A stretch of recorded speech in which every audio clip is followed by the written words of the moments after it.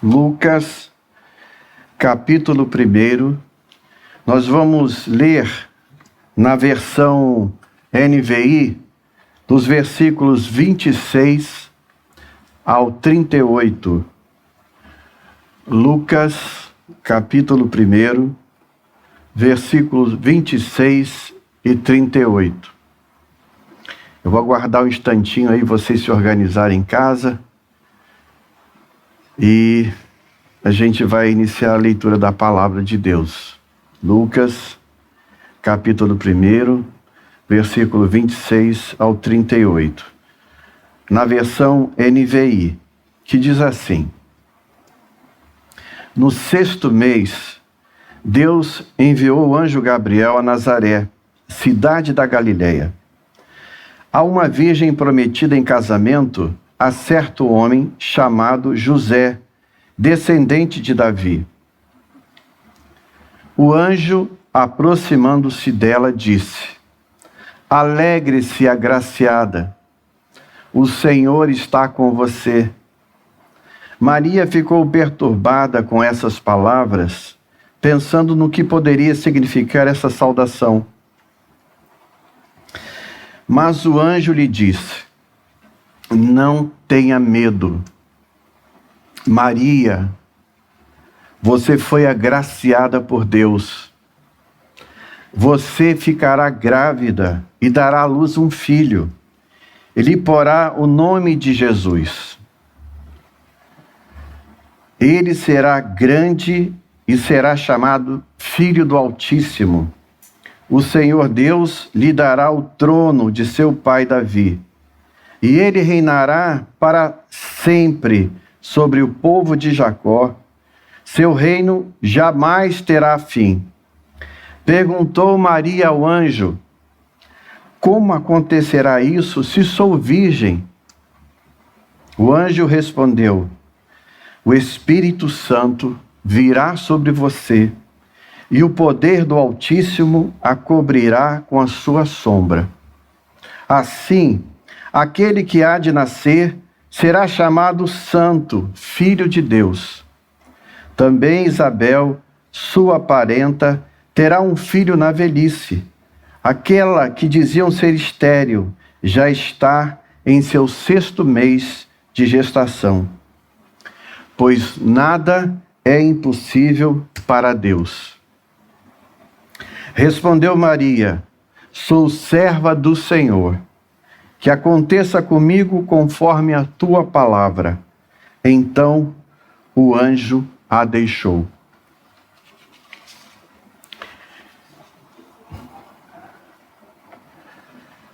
Eu acho que uma pergunta que a gente pode se fazer é se nós teríamos a mesma atitude que Maria teve, né? E diríamos da mesma forma: Sou serva do Senhor. Que aconteça comigo conforme a tua palavra. Uma mulher naquela época que ficasse grávida e que não fosse casada e que o marido soubesse que ele não tem nada a ver com essa gravidez, que ele não tinha nada a ver com essa gravidez, ela seria apedrejada e seria morta. O que motivou o coração da Maria correr esse risco?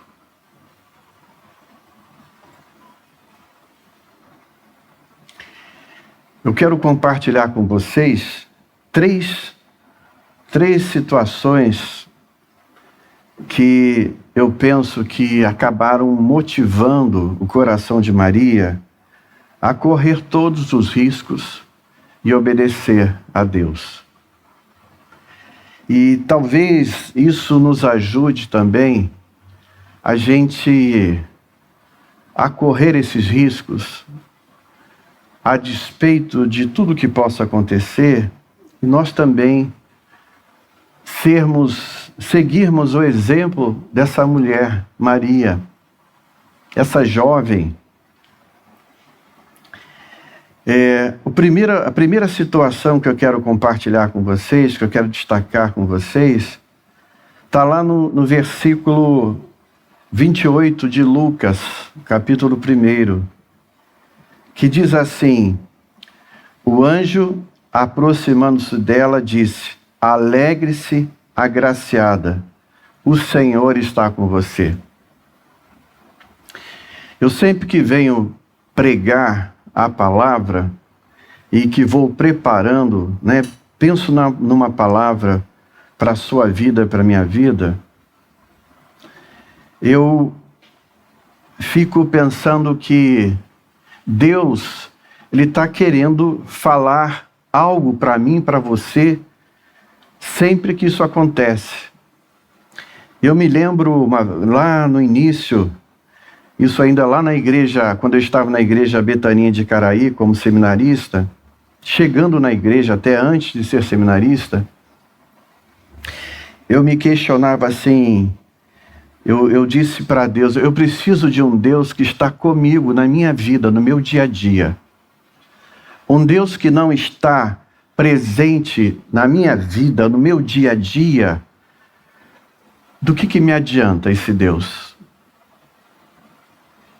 E eu me lembro que na minha casa, eu falei assim, Senhor, eu vou para a tua igreja, e eu vou para o teu culto, e eu quero que o Senhor me fale algo sobre a minha vida, que o Senhor se comunique comigo, através da palavra, através do louvor, através de um versículo que seja lido.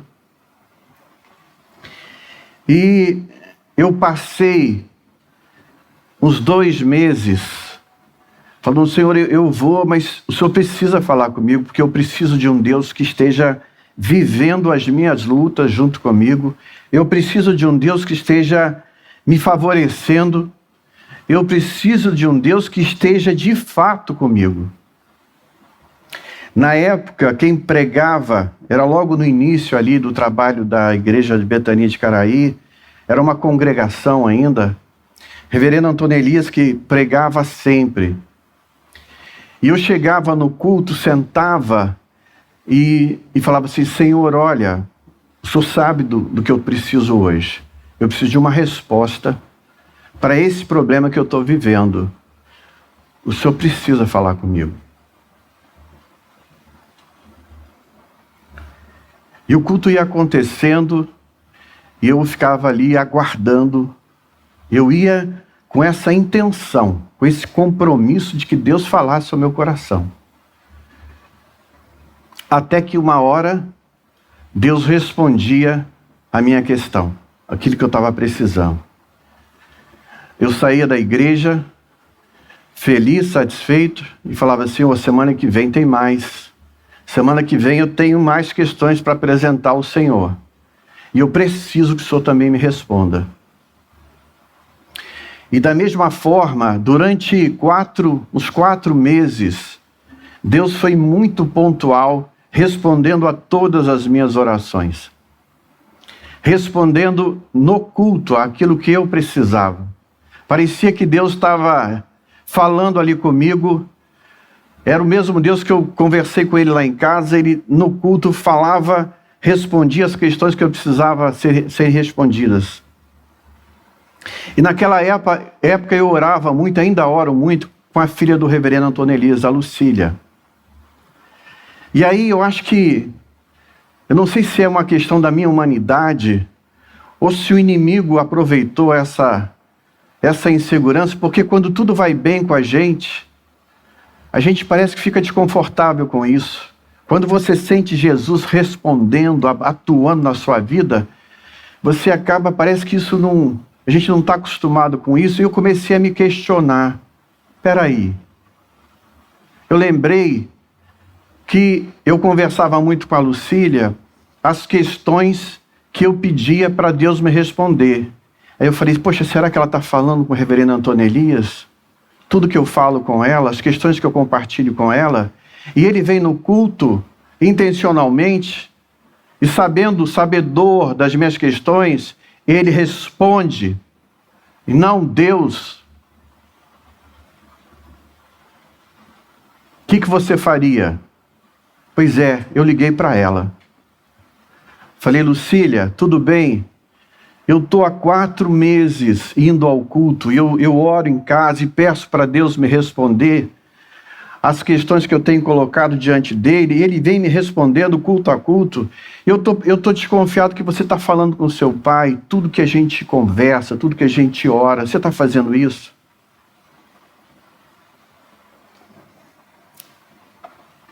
E ela falou, claro que não, Carlos.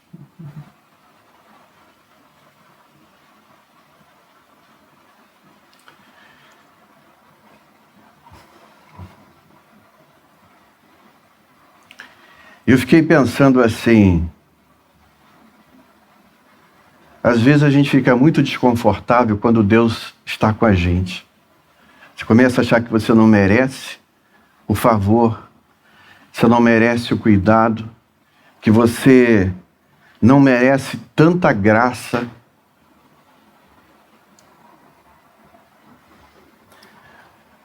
No versículo 29 diz que Maria ficou perturbada. Diz que Maria ficou perturbada. Ela não entendeu nada. Como um anjo do Senhor entra na minha casa como se fosse uma pessoa, falando com ela como se fosse uma pessoa amiga, que a conhecesse.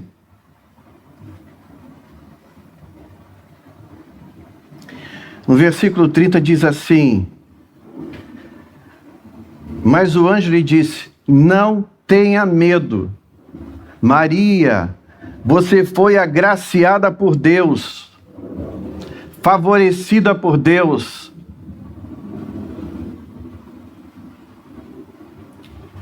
Não tenha medo, você está sendo agraciado, você está sendo agraciada por Deus. Deus está favorecendo você. Deus tem me favorecido e está favorecendo você na sua vida. Você não está assistindo esse culto gratuitamente. Deus te chamou. E Ele quer dizer a você, eu estou te favorecendo.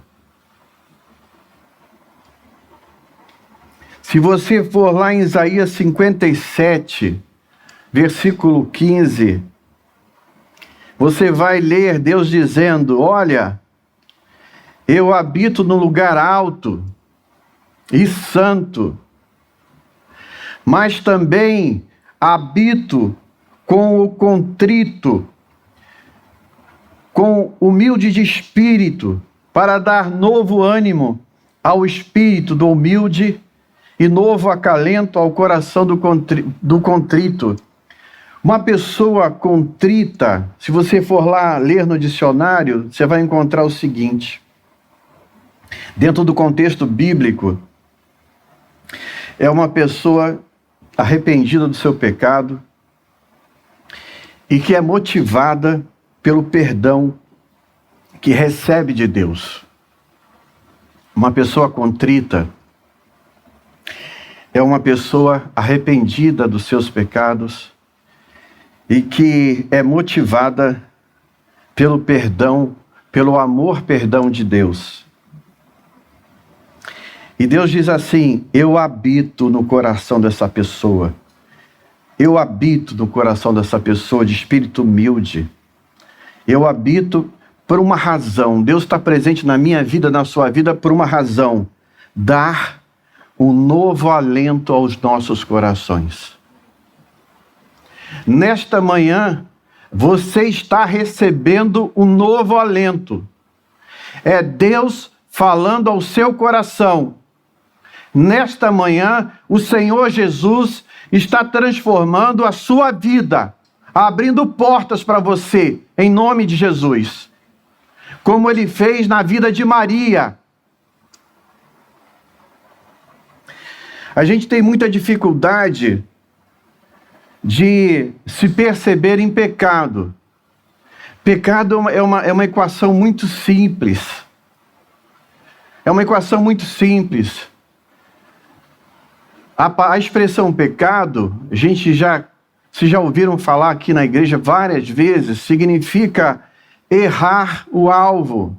Significa que você não está alinhado com a vontade de Deus, depois que você aceita o Senhor Jesus como seu Salvador, os pecados, eles não desautorizam mais você diante de Deus. Porque em Cristo, todos esses pecados que você vai se dando conta deles, em Cristo já foram perdoados. Desculpa, gente. Em Cristo já foram perdoados.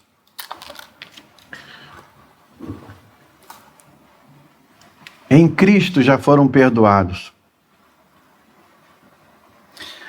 Uma das minhas dificuldades de ler a Bíblia é que eu começava a ler e eu começava assim, nossa, eu estou muito fora. Eu ia me dando conta que eu estava muito fora da vontade de Deus. E aí eu me envergonhava. Aí eu não me sentia digno. E aí eu entendia que não, esse sangue de Jesus não me pertence, não é para mim.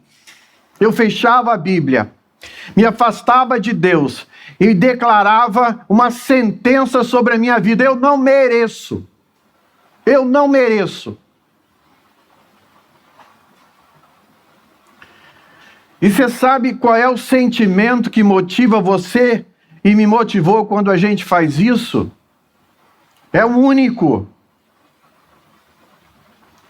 É soberba. É orgulho próprio. Não tem outro. Porque se humilhar diante do Senhor, como Maria fez, é você aceitar o perdão que Ele tem para a sua vida, é você aceitar que Ele está com você, é você aceitar que você é favorecido, favorecida do Senhor. Isaías 43:4 diz que é uma declaração de amor de Deus para a sua vida. Diz assim: visto que você é preciosa e honrada à minha vista, Maria, e porque eu te amo, darei homens em seu lugar e nações em troca de sua vida. E darei meu filho Jesus também por você, para que ele morra na cruz, para que você seja uma mulher livre, um homem livre, para que você realize aquilo que está na vontade de Deus para a sua vida.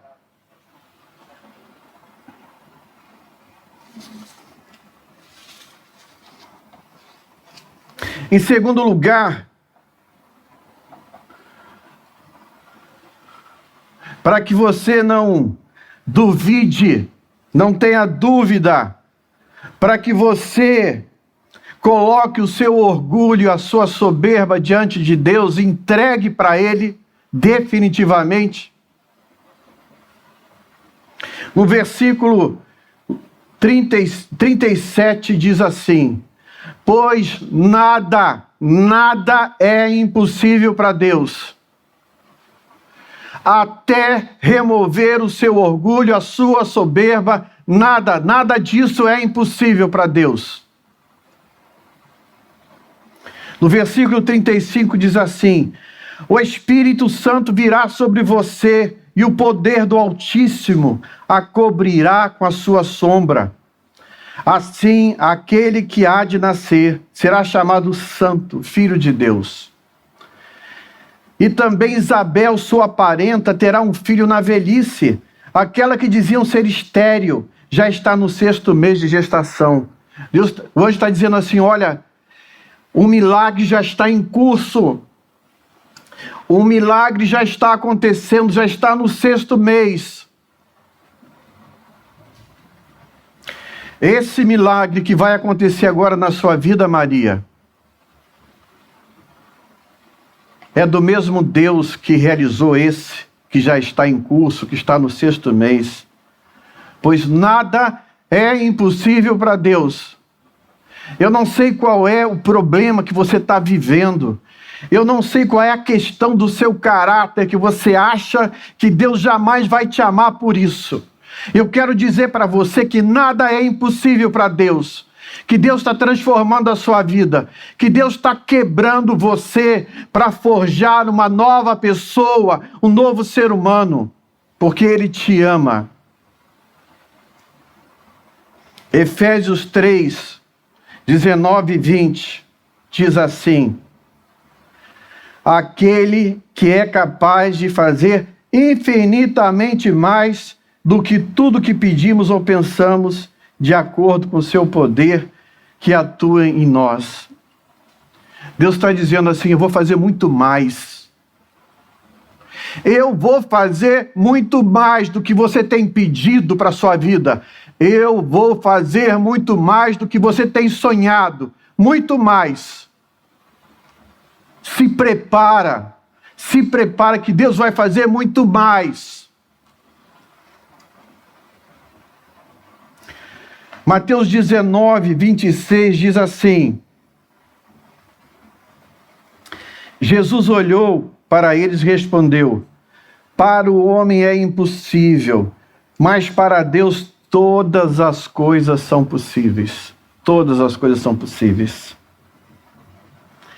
Imagina tudo que é impossível para você. Traz à sua memória tudo que é impossível. Tudo que é impossível. Que tem pesado sobre você. Tudo que é impossível, que tem sido uma carga nos seus ombros, um peso no seu coração. Tudo isso que tem trazido sofrimento a você, tudo é impossível para você, mas todas as coisas são possíveis para Deus. Deus vai transformar, Deus vai transformar tudo isso na sua vida. Em terceiro e último lugar, alguém que é amado, que recebe a visita de Deus com amor, com respeito, com cuidado, que recebe esse amor no coração, que é transformado, que é impactado por esse amor, por essa presença do Espírito Santo de Deus, e que se dá conta de que nada é impossível para Deus, só tem uma resposta para dar. Só tem uma resposta para dar. Sou teu servo, sou tua serva, que aconteça comigo conforme a tua palavra.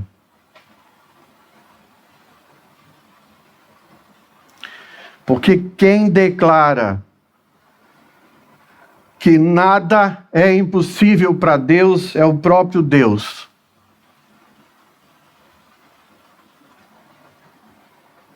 Que te ama, que te perdoa todos os dias. Esse impacto da presença de Deus, esse impacto da atuação de Deus na minha vida, na sua vida, promove em nós uma relação de profunda confiança, de profunda segurança. E você quer servir a Jesus. O Salmo 37 fala do quanto nós devemos experimentar essa confiança em Deus. Eu fiz uma oração que eu não recomendo que você faça. Eu fiz, mas eu não recomendo que você faça. Num tempo que tinha muito assalto aqui em Icaraí, nessa região, momento de muito assalto, eu perguntei a Deus: Deus, será que o Senhor vai me livrar dos assaltos?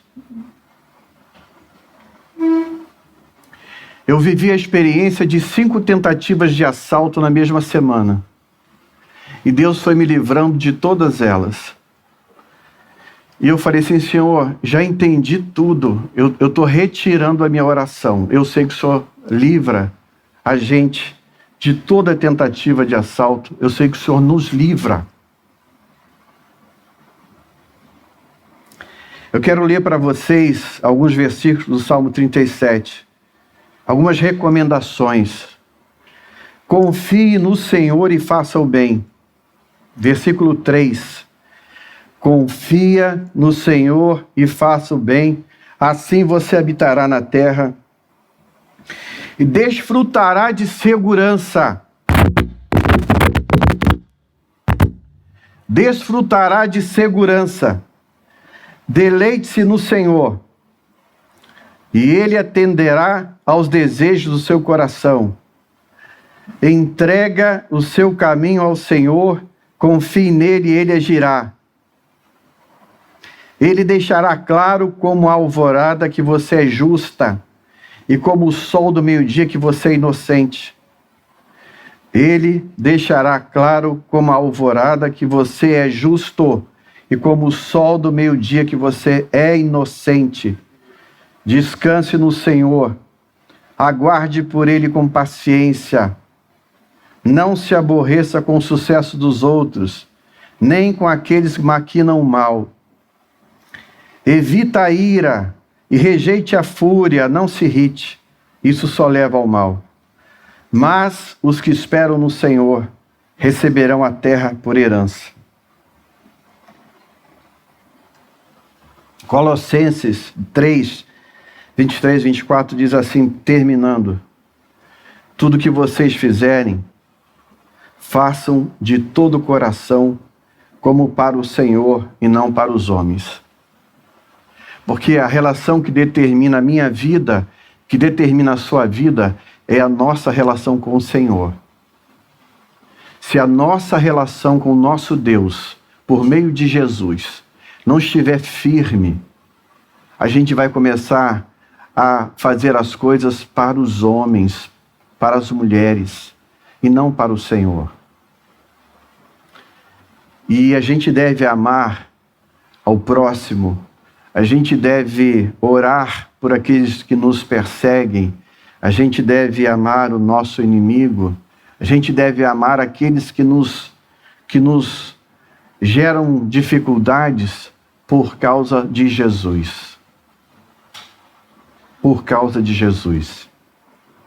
Tudo que você for fazer, faça de todo o coração para o Senhor, e não para homens e mulheres. Versículo 24, parte B, diz assim: é a Cristo, o Senhor, que vocês estão servindo. Quando você está na igreja, ou fora da igreja, no seu trabalho, servindo a Jesus, e você fala assim, poxa, as pessoas não valorizam o que eu faço. As pessoas não respeitam o que eu faço. Estou muito triste, estou muito magoado, estou muito frustrado. É porque você está servindo aos homens e às mulheres. Porque quando você serve a Jesus, você fala, você vai experimentar outra coisa. Nossa,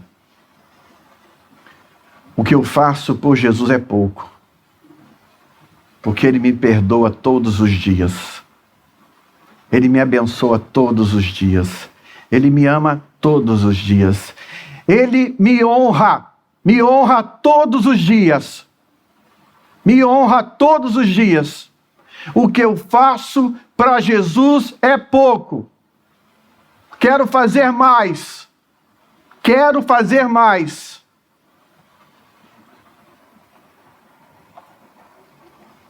Jesus te abençoe.